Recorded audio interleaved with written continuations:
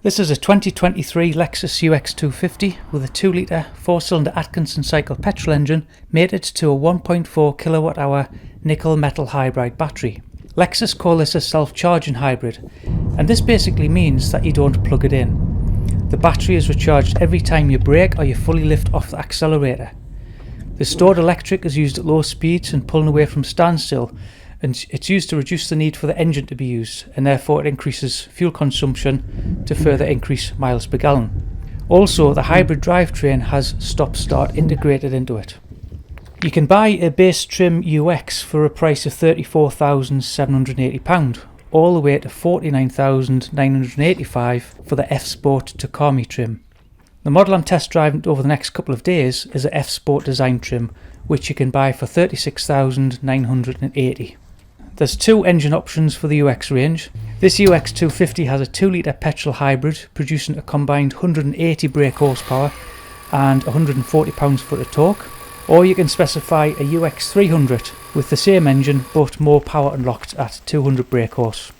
This 2-litre dynamic force engine is used in a number of Lexus and Toyota cars, including the Corolla Cross, the CHR and the Prius. You can also specify an all-electric drivetrain called the UX300E, which, as the name suggests, it's fully electric, which you have to plug in. The colour of this particular car is terrain khaki green, and it looks really good against the hazel Tahara interior trim. Regardless of whether you see it in the rain or the sun, it looks good in any weather. They do come in other colours, and while I was in the Lexus car park, there was also this metallic white version, which doesn't look good in real life, or this one in celestial blue. Lexus refer to this as an SUV, but don't be fooled by its ride height, because this UX250H is front-wheel drive only, so this is actually a crossover. Although you can specify all-wheel drive on the UX Premium Plus trims and above, and this works out at around £1,300 more. You might wonder why someone might buy a crossover when it doesn't have any all-wheel drive benefits. But after getting in and out of the car several times, I understand the practicality of the ride height. It's a very accessible car, whether you're getting in the front seats or the rear seats. And also that ride height gives you kind of a cocoon feeling. The UX shares a chassis with the first generation Toyota CHR and has the same wheelbase, although the UX body is slightly longer and heavier.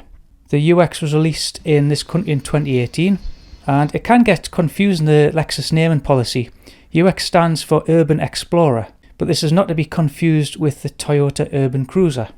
When comparing the UX with the CHR, not only is it more luxurious, but in some ways it's more practical. On the CHR, for example, the handles are right at the top of the doors, which could make access difficult for smaller children, whereas the UX gets more normal door handles for easier access. What I really like about the exterior of this UX is the pronounced rear lights. Some engineers spent a lot of time designing this rear light cluster. There's quite a lot of detail when you look closely from different angles, and I think the back of the car looks really smart in real life. Overall, this isn't a flashy car. It's smart, it's reserved, and even the alloys are a perfect shade. I can't find the colour of the alloys on the Lexus website, but it looks like an anthracite grey. The only thing that lets the exterior down is this plastic cladding on the sides of the arches. These would have been better colour coded, I think, although you can specify these with colour coded trims. When the wife saw us pulling onto the drive with this UX, she immediately showed her approval by asking how much it was. You'd think that a car with two totally different propulsions, electric and petrol, would double the amount of things to go wrong. However, petrol hybrids are the most reliable type of drivetrains you can buy. In fact, out of the top 10 most reliable used cars in 2022, according to Which magazine, 5 of them had petrol hybrid engines made by Toyota Lexus. And Lexus are so confident of the UX250's reliability that it comes with a 10-year, 100,000 mile warranty. And that warranty is transferable to future owners, as long as the servicing continues at a Lexus dealership. The UX is quiet and refined around town at motorway speeds. The suspension comfortably soaks up any potholes and uneven surfaces, while still remaining composed. The ride is relaxed and smooth, although you can sometimes hear a faint rumble from the low-profile tyres on some surfaces. The engine's really quiet, even when accelerating hard. No longer do you associate CVT gearboxes, which is what this has, with a whiny sound that's found in previous generations. This UX has a 4th generation hybrid system, and you can really feel and hear how things have progressed. Pulling away slowly, all you can hear is a slight whistle from the electric motor, and it's quite addictive. You end up trying to pull away slow enough so that the engine doesn't cut in by keeping the needle in the lower half of the economy needle. You can tell when the engine is off in two ways. One way is that there's a green EV icon on the dash, or you can look at the rev counter when it's in sport mode, which shows a 0 when the engine is not being used. And the engine cuts in and out seamlessly. You don't even know when it's on if you didn't look at the dashboard. One thing I do like about this car is the steering. I know you shouldn't get too excited about a steering wheel, but this one, it's kind of soft, spongy, but leather. I'm not so keen on all the buttons that you have here, but if you've gone from one Toyota to another, or if you've gone to any Lexus, they'll have a very similar pattern. So once you get used to one, you can jump into another Lexus or Toyota and it's exactly the same. The menus are the same on the screen. But the steering wheel itself is really nice. It's really nice to hold. It doesn't have one of them flat bottom steering wheel like you get in some German cars, but instead you just get a simple, easy to use steering wheel, and the steering is so light. If I just demonstrate this with one finger, so the engine isn't even on, but because it's obviously electric power steering, as soon as you put the ignition on, the steering will work. But then it stiffens up on country roads and motorways, so it's kind of the perfect speed sensitive steering. It's one of the best steering experiences I've had. Despite being a front wheel drive, the turning circle is good, and you get good standard parking beepers and a reverse camera. Also a nice touch when engaged in reverse is that the side mirror is angled down to make the parking easier, stops you curbing the nice alloys. I took it for a quick drive on some country roads, and even though this car is a crossover and it has a taller ride height than a hatchback, the handling is great, and you won't be disappointed if you need to make swift progress along some B roads. In fact, it's a pleasure to drive this car on any road, any A road, any B road, around town or on the motorway. The only negative was, on this particular example, the brakes felt very spongy, not the usual solid brake feel that I was expecting from an 8-month-old Lexus with only 5,000 miles on it. The gear stick has a positive feel to it, and once it's in drive you won't need to touch it when you're on the move. You can get paddle shifters on the higher F-Sport trim, but not on this F-Sport design trim. But to be fair, I don't think owners who buy this car will miss the paddle shifters. This hybrid drivetrain has more than enough response by just leaving the selector and drive. The gear selector is simple to use with a standard park reverse neutral drive gate, and you can also slide across for simulated manual gears, which provide extra engine braking if you need it. Although because of the position of the gear selector, it's actually uncomfortable to use the gears manually because the gear stick goes too close to your leg. So I ended up never using the manual gears. There's 3 driving modes: economy, normal and power. The mode selector is on the side of the dashboard as opposed to near the gear selector, and I know it's a gimmick, but I enjoy changing modes just so I could use the mode selector. However, economy doesn't make the engine any more economical. All it does is reduce the sensitivity of the accelerator to discourage you from pulling away quickly, and power doesn't unlock any more power, it only increases the sensitivity of the accelerator. And after driving this car for a couple of days in all 3 modes, I ended up leaving it normal because it's so responsive. You don't need the sport mode. Whatever mode you choose, and wherever you are, whatever speed you're doing, you can always access maximum acceleration simply by pressing the accelerator all the way to the floor. You'll never be caught out in the wrong gear or left waiting for a turbo to spool up in this car if you need power immediately. All 3 modes made very little difference to the 0 to 60 figures which I tested. It's basically a placebo. Now on paper, this car lacks the torque of a diesel at mid-range and high speeds, but in real life driving, it's quick at whatever speed you press the accelerator, especially the acceleration at low speeds, and that's because the electric motor has maximum torque from 0 revs, which means acceleration from standstill to about 50 miles an hour is surprisingly quick. It gives you a lot of confidence at busy roundabouts and junctions, and because of the way the hybrid system develops the power to the front wheels, there's rarely any wheel spin, only a little at full throttle in the wet, and this again increases confidence when you need to get away quickly onto a busy road. And another thing, you can't stall this. The stop-start never gets caught out because of the integrated hybrid drivetrain. I did mention earlier that the UX300 comes with a more powerful 200 brake horsepower hybrid engine. I would imagine though that after driving this, most buyers will find this 180 brake horsepower UX250 more than adequate. fact, a 0 to 60 of just over 8 seconds is very reasonable for a car that can achieve over 50 miles per gallon, and you don't have to be a professional driver to achieve this 0 to 60, which is refreshing. This powertrain creates a real dilemma for diesel heads like myself. Can we justify sourcing a compact crossover with a diesel engine when this petrol hybrid drive is just as economical and just as quick? I'd love to know your comments on this. In fact, my economy for the last 2 days has been 48.4 miles to the gallon, which is very respectable considering that acceleration tests are repeatedly performed to see how the engine responded in different circumstances. Toyota have made this 2 litre dynamic force engine a long stroke, which some people refer to as an undersquare engine. This not only increases torque, but it also increases thermal efficiency.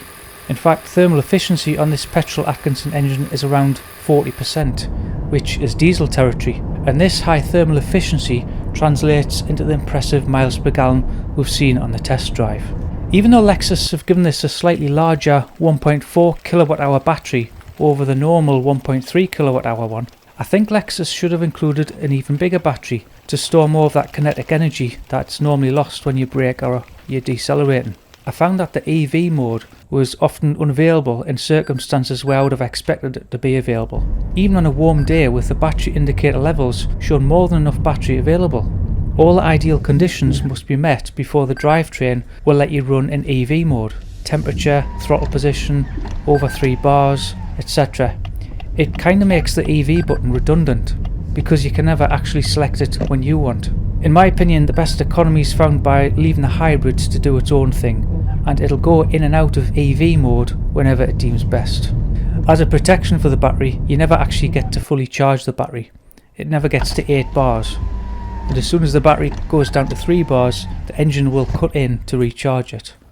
The front seat here is positioned where I would have it if I was driving, and as you can see, the rear seat space is good. It's got plenty of headroom and knee room, and for those who have to sit in the middle, there's no transmission or exhaust tunnel. Although there's plenty of legroom for adults in the back, it's not actually wide enough for 3 adults to sit comfortably for any length of time. There's no panoramic roof with this car, but if you specify the Premium Plus model, it does come with a sunroof. However, because this interior is quite light, even on this dark rainy day, I don't think you'd miss it by getting this F-Sport design trim or lower. The seats are man-made leather and are really comfortable and supportive. This has to be one of the best seats that Lexus make. You could make some long motorway journeys in this seat without your buttocks noticing. I'd love to buy a seat from a UX and use it as an office chair. The seats do take some time to make adjustments, which I found fiddly, as the seats aren't electric on this trim. You have to specify a higher trim to get electric seats. Bear in mind that my 15-year-old Lexus IS has electric seats.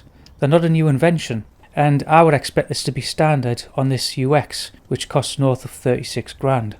The steering wheel is nice and chunky and includes height adjustment along with rake adjustment, and it's speed sensitive as well, which is brilliant. Also a nice touch is that it's heated, which will be great in the winter. I like the fact that the centre console, it's really comfortable on a long journey just to put your elbow in there and you've got everything at your fingertips, like the heated seats, heated steering wheel. Got the EV mode. You do have a hold mode, but the good thing about this is that the handbrake will automatically disengage when you engage drive, and it will automatically engage when you're in park anyway, so you tend not to need to use that button. And what I like about this central armrest compartment, you can open it from one side, but then the passenger can open it from their side as well. What I do like is all these physical buttons that you get. Even though you can go into the menu and use the buttons in there while you're driving, it's a lot easier just to press physical buttons so you don't have to take your eyes off the road for too long. The touchscreen infotainment system is 8 inches and it has wireless smartphone integration. However, on the CHR, the infotainment system screen is angled toward the driver, which I think is more practical. During my time with the UX, I found the infotainment useful because it shows what's happening with the vehicle hybrid, for example. It is a little bit irritating that you have to accept the terms and conditions every time you start the car. And to add to the irritation, it asks you to accept the terms and conditions for a Toyota multimedia. Just to remind you that this car is actually based on a Toyota. But when you come to own this car yourself, this message doesn't pop up once you've completed the owner setup.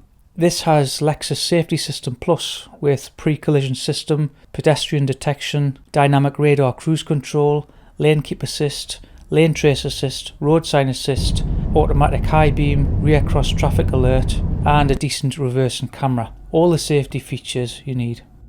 Just a point about the lane trace assist, it can be helpful to initially warn you if you're veering toward the centre of the line of the road or the left hand side, and it does nudge the car back to the centre of the lane. And I think it's quite useful for long motorway journeys to reduce fatigue. Even on tight dual carriageway corners, it starts to nudge you back toward the centre. However, it is just an assistance. This isn't a semi-autonomous system that you can rely on to steer you around every corner. I found it a little invasive on country roads and I ended up turning it off. Automatic door locks are included, so when travelling over 12 miles an hour, the doors will all lock, and it's a bit of reassurance for late city driving in dubious areas. Also included with this F-Sport design trim is parking assist, parking sensors, auto wipers, auto headlights, dual zone climate control, heated steering wheels, heated front seats, wireless smartphone charging, and 18-inch alloy wheels. It's a shame the seats are heated but not cooled. If you want cooled seats, you have to specify the Takumi trim level, which starts at over £46,000. Keyless entry is not fitted to this trim level. However, this is standard on the equivalent design trim of the CHR. It also has a system called AVAS, Acoustic Vehicle Approach System, and this creates a faint sonar sound at low speeds and lets pedestrians know that the vehicle is there, because when you're in EV mode, it can be very quiet outside the car. The air vents are a pleasure to use and they're so functional. I think all cars should have these air vents. The climate control is really good and it keeps you cool no matter how hot the temperature is outside the car. And it even comes with a built-in humidity sensor. The air conditioning's always on in the background. You can't switch it off unless you go deep into the touchscreen menu. But if you just leave it on auto, it doesn't actually decrease the MPG like aircon units did in the past. I think Lexus want you to have it on as it has a number of benefits other than cooling the cabin. You do get a few luxuries in the back of the car, regardless of the trim level. As you can see, there's plenty of leg room in here, and this is where I would have the seat if I was driving. I've got plenty of room for my feet. It's such a nice place to be. When you're in the back, it's so comfortable. You've got your cup holders, you've got your USBs down here, you've got your air vents. So when the air conditioning's on, it'll feed through into here as well. Another thing I like about the UX250 is the digital display. I love that it has a good size rev counter. The CHR and other hybrids only have an economy gauge, which is useful, but I like to know what revs I'm doing at all times. The display also includes an economy gauge, which is really useful, and it's a good size. And this means that you can specify how much throttle you want to use when you're accelerating if you want to keep it in the economy zone, and therefore increase MPG. Also, because of the size of the gauge, you can also specify how rapidly you charge the battery. So I mentioned earlier, if you take your foot off the gas, the battery will recuperate some of that energy that would normally be lost in engine braking. Then if you push your brake pedal, you can regulate how much braking energy you regenerate. However, it can only regenerate so much of the braking energy. So if you are on an economy run, you can brake way in advance to make sure you keep the gauge in the blue charge zone on the gauge. There is a small economy gauge on the left of the display, but it's fairly useless as it's slow to react and it lags way behind the actual throttle position. And what I really like about this is they've included a temperature gauge. It might not seem like a big deal, but if you own a car long term, then it's good practice to not excessively rev your engine too hard while the engine's cold. The reason for this is because your engine internals need to get up to temperature first, so it's a lot better to keep it below, in this case, about 3000 RPM until the engine's warmed up. The boot space is small, only 320 litres, which is less than the equivalent Toyota CHR, which has 377 litres. And this is partly due to the adjustable cargo level space. But with the seats down, the total volume of the boot is increased to 1230 litres. Should you buy a UX250? I think if you're in the market for a compact crossover that'll be reliable, efficient, with brilliant levels of comfort, then the UX ticks all the boxes. It's such a pleasure to drive this UX250, and it's something that you would really enjoy getting in and out of on a daily basis. And when compared to the CHR, although they share the same chassis, it feels like a completely different car. My personal pick would be the UX over the CHR, and because there's a new generation rumoured to be out next year, you should be able to get a good discount from your local dealer now. In fact, at the time of filming, this car was only 8 months old, had 5,000 miles on, and the dealer offered it to us for £28,000. Bearing in mind brand new, this is £37,000.